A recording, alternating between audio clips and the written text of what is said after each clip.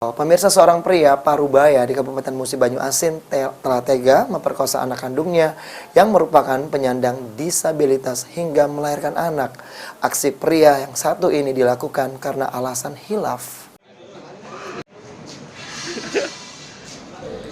Entah apa yang ada di dalam pikiran pria Parubaya ini berinisial BH, warga Kecamatan Plakat Tinggi Musi Banyuasin. Dirinya telah tega memperkosa anak kandungnya sendiri dengan nama samaran Bunga yang merupakan penyandang disabilitas hingga hamil dan melahirkan.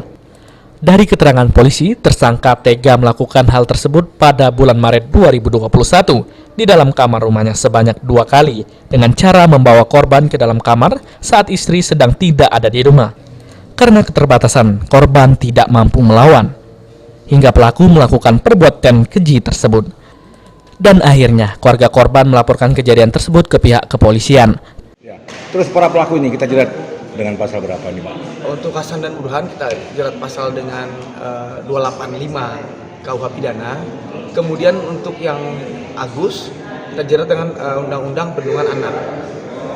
Ancaman hukumannya nih, Pak? Ancaman hukuman di atas 4 tahun.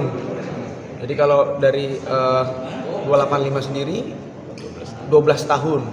Untuk 285, jadi 2 orang 285, KUH pidana 12 tahun. Untuk yang menggunakan Aku istri aku kan Tahu mungkin Anda bisa bedakan anak dengan Iya, istri, Pak. oke lah sekali. Ini kalau 2 kali sampai anak. Nah, 2 kali. Benar. Cuma 2 kali. nah iya, tidak kalau 2 kali kok pajak gunting hamil.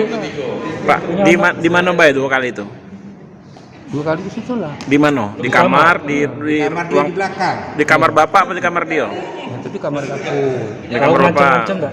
Bapak ancam atau dia kalau dia mau? Ancaman enggak? Jadi Bapak apa? Pertama Bapak aja.